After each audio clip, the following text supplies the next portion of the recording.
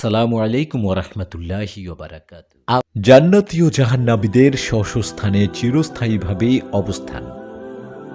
Qutaiba রহমতুল্লাহ আলাইহি আবু হুরায়রা রাদিয়াল্লাহু তাআলা আনহু থেকে বর্ণিত, রাসূলুল্লাহ সাল্লাল্লাহু আলাইহি সাল্লাম বলেন, কিয়ামতে আল্লাহ তাআলা সব মানুষকে একই ময়দানে জামায়াত করবেন। এরপর আল্লাহ রাব্বুল আলামিন তাদের সম্মুখে নিজেকে প্রকাশ করবেন, বলবেন, শোনো, পৃথিবীতে যে যার অনুসরণ করে চলত আজ সে তারই অনুসরণ করে চলবে। এরপর ক্রুশ অনুসারীদের জন্য ক্রুশ, মূর্তি পূজকদের জন্য তাদের মূর্তিসমূহ, অগ্নি উপাসকদের জন্য অগ্নি উপস্থাপিত হবে এবং প্রত্যেকেই স্ব মাবুদের পেছনে চলবে। অবশেষে কেবল মুসলিমরাই অবশিষ্ট থাকবে।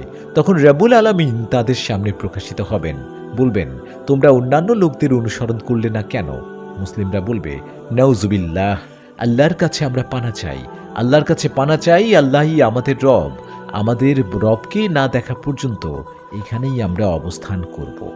তখন তিনি তাদের নির্দেশ দিবেন এবং সুদৃঢ় রাখবেন। এরপর তিনি অন্তরালে চলে যাবেন, আবার তিনি প্রকাশিত হবেন, বলবেন, তোমরা অন্যান্য লোকদের অনুসরণ করলে না কেন? তারা বলবে, নাউজুবিল্লাহ, আল্লাহর কাছে আমরা পানা চাই, আল্লাহর কাছে পানা চাই, আল্লাহই আমাদের রব, আমাদের রবকে না দেখা পর্যন্ত এখানেই আমরা অবস্থান করব। তখন তিনি তাদের নির্দেশ দিবেন এবং সুদৃঢ় রাখবেন। সাহাবীগণ বললেন, ইয়া রাসূলুল্লাহ, আমরা কি তাকে দেখব?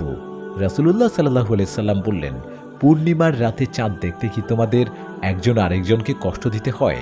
তারা বললেন, না ইয়া রাসূলুল্লাহ। তিনি বললেন, ওই সময় তাকে দেখতেও তোমাদের কোনো ধাক্কাধাক্কি হবে না। অতঃপর আল্লাহ তাআলা অন্তরালে চলে যাবেন, পরে আবার প্রকাশিত হবেন এবং নিজের পরিচয় জ্ঞাপন করবেন, বলবেন, আমি তোমাদের রব, আমার পেছনে তোমরা চলো। মুসলিমরা উঠে দাঁড়াবে, পুলসিরাত স্থাপন করা হবে। এর উপর দিয়ে দ্রুতগামী অশ্ব ও উষ্ট্রের ন্যায় তারা অতিক্রম করে যাবে। তাদের ধ্বনি হবে, সাল্লিম সাল্লিম, রক্ষা করো রক্ষা করো। জাহান্নামীরা বাকি থেকে যাবে, তাদের এক বিরাট বাহিনীকে এতে নিক্ষেপ করা হবে। পরে জাহান্নামকে বলা হবে, তোর পেট ভরেছে কি? জাহান্নাম বলবে, আরও আছে কি? এরপর এতে আরও একদল নিক্ষেপ করা হবে, বলা হবে, তোর ভরেছে কি? জাহান্নাম বলবে, আরও আছে কি? এরপর এতে আরও একদল নিক্ষেপ করা হবে, বলা হবে, তোর ভরেছে কি? জাহান্নাম বলবে, আরও আছে কি? যখন তাতে সব কিছু ভরা শেষ হয়ে যাবে, তখন দয়াময় রহমান তাতে তার পা স্থাপন করবেন। এটি পরস্পর সংকুচিত হয়ে যাবে। পরে তিনি বলবেন, হলো তো? জাহান্নাম বলবে, কাত কাত, হয়েছে হয়েছে। আল্লাহ তাআলা জান্নাতীদেরকে জান্নাতে এবং জাহান্নামীদেরকে জাহান্নাম দাখিল করে দেবেন। তখন মৌতকে গলায় কাপড় বেঁধে টেনে নিয়ে আসা হবে এবং জান্নাতবাসী ও জাহান্নামবাসীদের মাঝে অবস্থিত প্রাচীরে সেটিকে রাখা হবে। পরে ডাক দেয়া হবে, হে জান্নাতবাসীগণ, তারা ভীত সন্ত্রস্ত হয়ে নিজ নিজ আবাস থেকে বের হয়ে আসবে।